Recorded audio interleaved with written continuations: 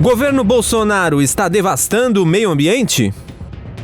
Muito bem, meus amigos, sejam bem-vindos aí a mais um Ringue da Pan, ainda à distância, eu aqui em Brasília, o Guga está em Brasília também, acho, né? Então, vamos falar sobre clima, sobre meio ambiente, né? Nós tivemos aí uma conferência do clima, Bolsonaro deu um discurso e eu achei, Guga, o discurso do Bolsonaro muito bom. Vamos ver se ele implementa quando ele assumir a presidência da República. É um discurso que realmente proteção ao meio ambiente, diálogo com a comunidade internacional, é um negócio bastante interessante aí.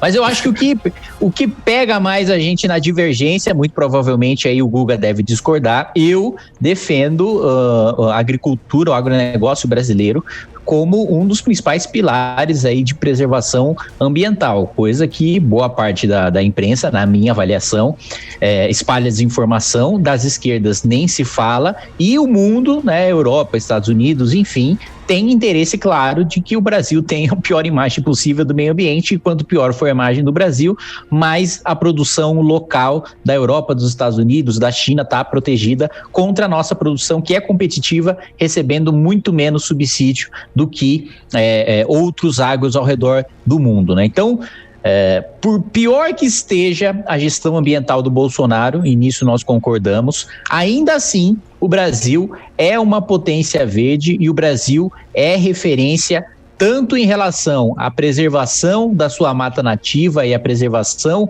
mesmo de floresta plantada, de pasto plantado, de pastos naturais, como também em energia limpa e renovável. Europa e Estados Unidos não têm nenhuma condição, China muito menos, de criticar ou nem a nossa matriz energética, nem os nossos números sobre desmatamento. Claro que eles podem criticar os últimos números de desmatamento, mas historicamente, né, em termos de formação dos dois países, o Brasil está muito melhor que eles, e eu levantei alguns dados sobre isso, né? Nós temos 66,3% de área de vegetação protegida e preservada, né? Nenhum outro país desenvolvido, nenhum outro país subdesenvolvido tem os números que o Brasil tem, sendo 13,1% de vegetação nativa em unidade de preservação, e o Brasil é um dos únicos países que tem dois modelos cumulativos, o único país que cumulativamente tem dois modelos de proteção ambiental, ao mesmo tempo que tem unidade de preservação, que é uma reserva pública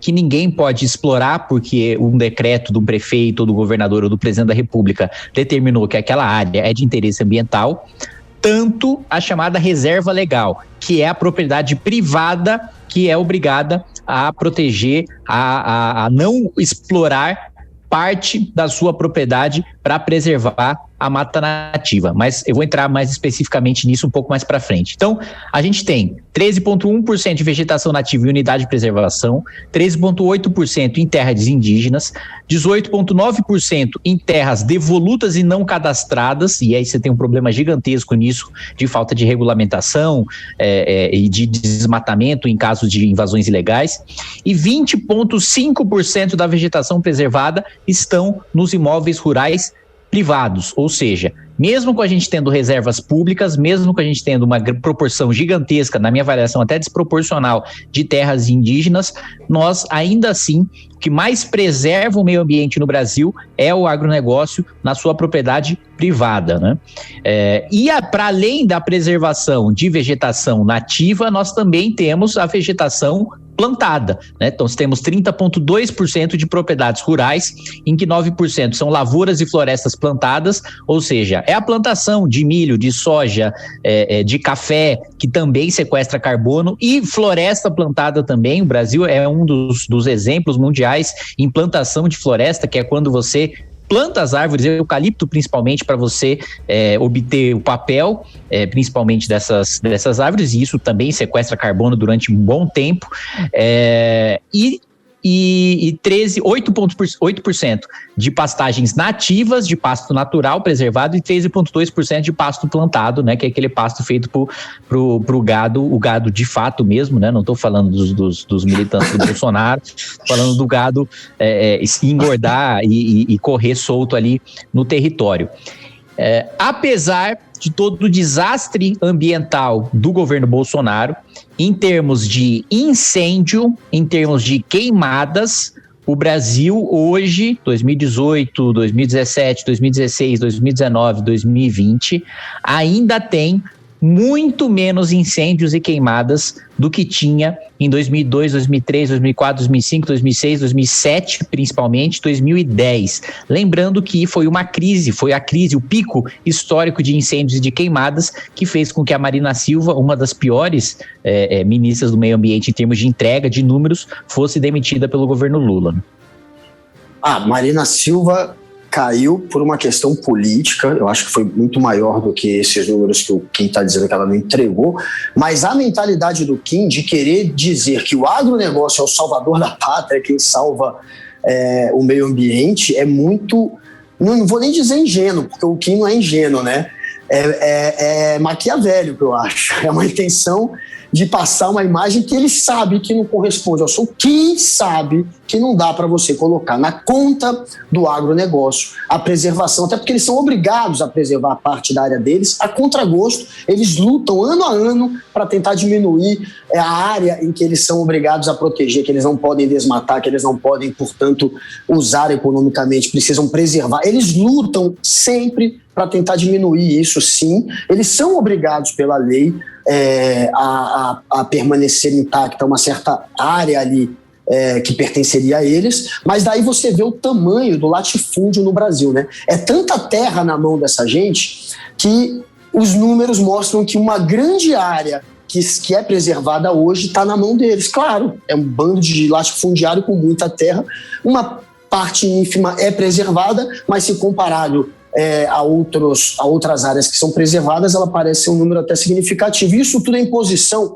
de governos que nunca tiveram essa mentalidade de achar que o agronegócio é o salvador da pátria. Quem tem essa mentalidade é o Bolsonaro, que está agora usando o ministro do meio ambiente dele, usando todo o poder dele para criar meios de desmantelar qualquer tipo de fiscalização sobre madeireiras, sobre excessos que são cometidos na Amazônia por conta de pecuária também, por conta de mineração. Isso tudo parou, porque a gente tem hoje um presidente com essa mentalidade de achar que é o agronegócio que salva tudo, e não é. Quem salva é um governo, como a gente teve governos passados, focados, preocupados em criar metas de preservação e criando meios para que isso aconteça. Tem o Instituto Chico Mendes, tem o IBAMA, a gente tem meios de tentar controlar isso, e todos eles foram sabotados pelo governo que tem essa mentalidade de botar no empresário do agronegócio toda a fé de que é dali que se vem a preservação, ou que eles que precisam ser colocados ali no pedestal como os agentes do meio ambiente. E não é, galera, óbvio que não é. Isso depende de governos que têm essas políticas e que começaram, como quem falou, 2002, foi o ano que o Lula foi eleito, foi a partir do governo do PT que o Brasil criou uma mentalidade muito mais para o lado da sustentabilidade, da preservação do meio ambiente. Teve alguns momentos, sim, que foram ruins, que teve muita queimada, mas não por falta de política e de empenho do governo.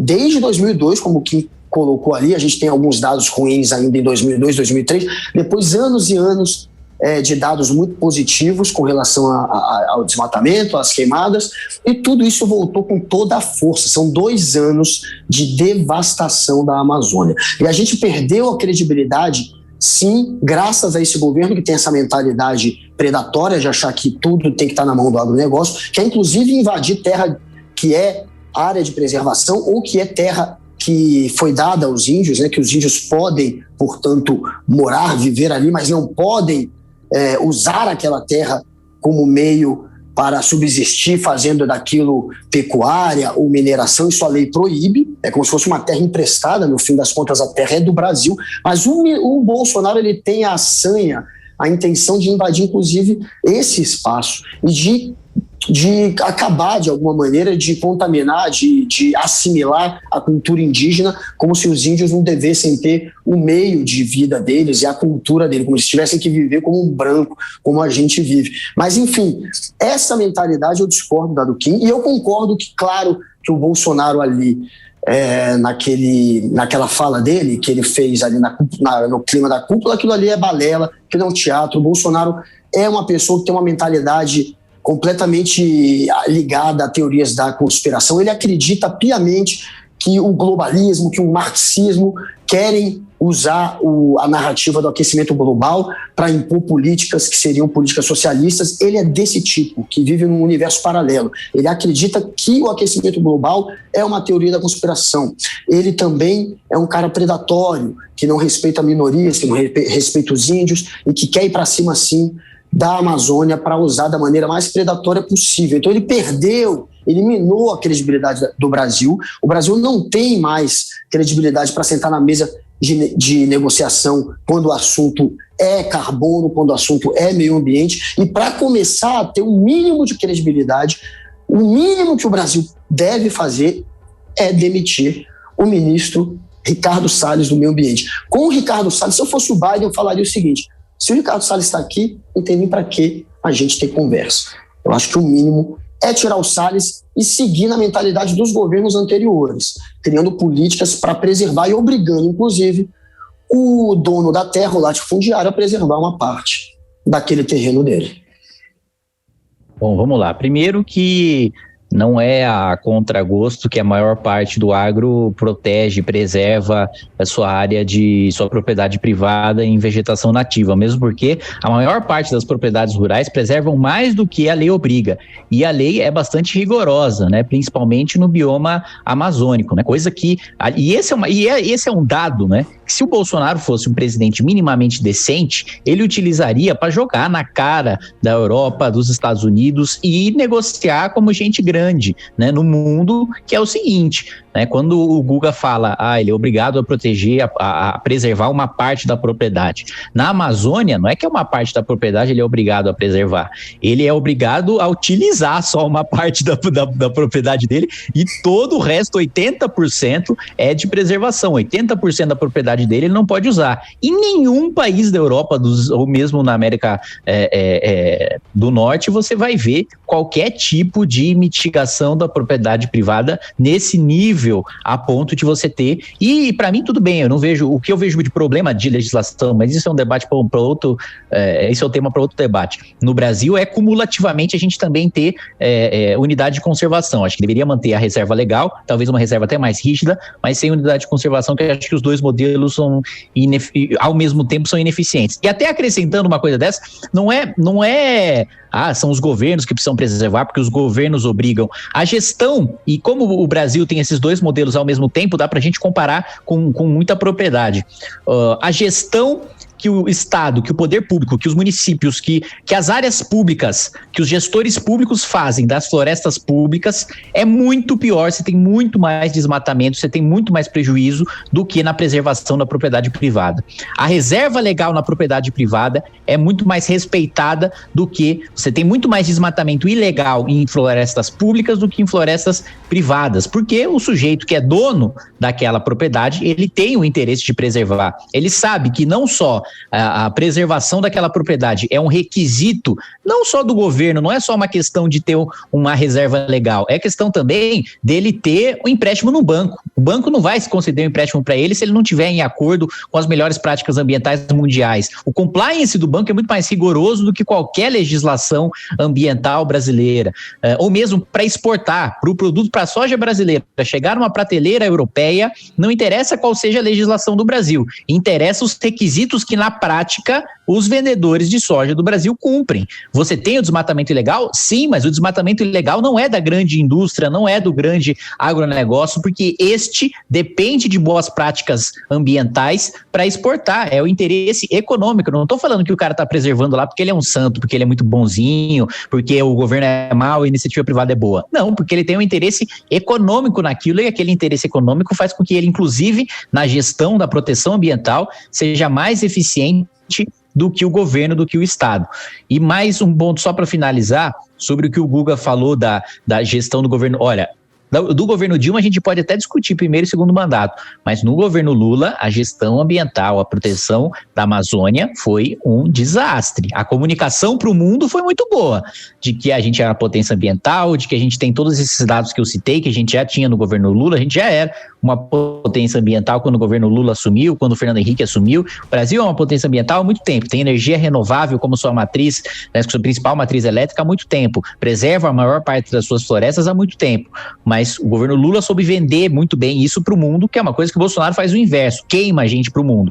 Mas a gestão amazônica de incêndios e de queimadas do governo Lula teve números piores até do que do governo Bolsonaro. Não foi nada boa, a comunicação dele era boa, ele enganava bem, passava uma boa imagem para o mundo, mas na prática a gente perdeu mais floresta por incêndio e por queimada no governo Lula, proporcionalmente, claro que o governo Lula foi muito mais longo do que o Bolsonaro, do que ano a ano, se a gente fizer a comparação de média ano a ano, do que do governo Bolsonaro. O governo Dilma que começou a melhorar as coisas, principalmente ali a partir do segundo mandato, mas o Lula foi um desastre ambiental.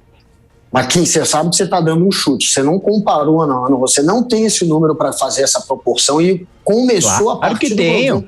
Para saber ano a ano, com todos os anos do PT no governo, você vai me dizer que esse ano, só nesse mês de março, a gente bateu o recorde dos últimos 10 anos. E quando o Lula pegou, sim, havia uma série de leis Guga, que não... Nos últimos 10 anos, o Lula já tinha saído do governo.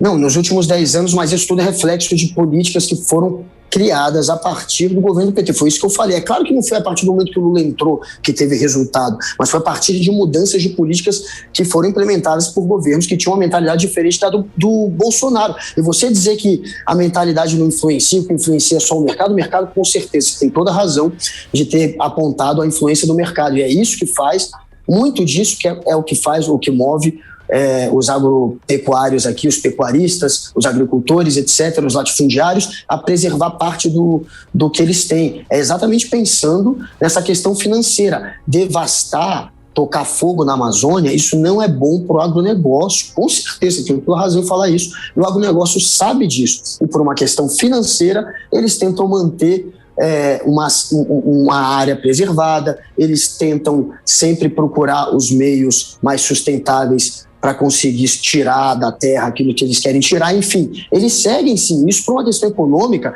mas se você tem um governo com uma mentalidade que permite que você possa sabotar meios de fiscalizar, quando você tem um ministro do meio ambiente que se comporta como um defensor dos madeireiros, foi o que disse o policial federal que foi afastado, o Alexandre Saraiva, que foi trocado do comando lá do Amazonas, a chefia da PF no Amazonas, exatamente por conta da apreensão de 200 mil metros cúbicos de madeira, o que dá, se você for juntar uma tora do lado da outra, na frente da outra, daria 400 quilômetros de tora, liga São Paulo ao Rio de Janeiro, para você ver o número de árvores que foram derrubadas de maneira ilegal. E essa apreensão, a partir daí, quando você tem um ministro do meio ambiente que apoia os madeireiros e um governo que vê o chefe da PF ser trocado por conta disso e deixa, a gente sabe que é óbvio que isso influencia sim. É por conta disso que a gente tem agora números que são esses números vergonhosos de recorde de incêndio, de recorde de devastação, porque a gente tem um governo com essa mentalidade que é o oposto da mentalidade que tinha o governo do PT, foi por isso que eu citei o PT. Então, é óbvio que isso influencia e é claro também que a grande indústria não é a favor disso. A grande indústria é contra essa predação toda, é contra hoje o ministro do Meio Ambiente e está levando prejuízo por conta desse filme, como quem falou, Queimado do Brasil. Mas vamos terminar aqui. Vamos fechar. Não, eu só queria fechar, finalizando, dizendo que, infelizmente, o agro brasileiro acaba apanhando. E olha que eu não tenho assim, nenhuma relação, a única coisa que eu tenho, que eu já plantei, foi feijão no algodão, não tenho propriedade, não tenho posse nenhuma, mas eu acompanho isso de perto e é injusto o quanto o agro brasileiro legal, o mercado legal, sofre por aquilo que o mercado negro, que é minoritário, que é excepcional, faz. Parece para o mundo e para boa parte da população que o produto que a gente compra na prateleira do supermercado devasta tanto quanto o sujeito que está lá devastando ilegalmente. A gente precisa separar o que é agro, o que é o sujeito que precisa da terra preservada para produzir, do que é madeireiro ilegal. Uma coisa é o cara que cria gado, uma coisa é o cara que tem plantação. Ele precisa daquela terra. Se ele queima aquela terra, se devasta aquela terra, ela perde fertilidade, é ruim para ele de todos os aspectos. É esse modelo de plantation, de queimada e sair, partir e criar em outro lugar, isso não existe mais, tirando algumas comunidades mais antigas, etc. Mas para a grande produção não existe. A devastação, o desmatamento ilegal é para vender madeira ilegal. E o agronegócio brasileiro não vende madeira. O que vende madeira é madeireiro, e madeireiro ilegal nesse caso, que é aquele que desmata sem ter plantado, que é aquele que desmata sem fazer a devida compensação. Essa diferenciação que eu acho que a gente sempre precisa fazer no debate, porque senão fica parecendo que o Brasil institucionalmente explora sua balança comercial e uma das suas principais atividades econômicas é a exploração clandestina de desmatamento ilegal. Boa, Kim, é isso mesmo, gente. Não vamos deixar claro que essa narrativa que tem que existir de preservação do meio ambiente aqui também contaminar o agronegócio dessa maneira, porque é claro que existe também um interesse econômico. França, Estados Unidos, é claro que eles querem, de certa maneira, passar uma imagem negativa para criar novos impostos ou para aliviar os impostos dos produtores deles. Enfim, claro que há um jogo econômico aí também envolvido que a gente tem que ficar de olho. É isso, Kim. Semana que vem, então, quem sabe um novo debate aí em cima de algum assunto que tem a ver com o Bolsonaro, que ele está aprontando toda semana. E é isso. Até semana que vem, Kim. Tamo junto. Valeu, galera. Até mais. Valeu.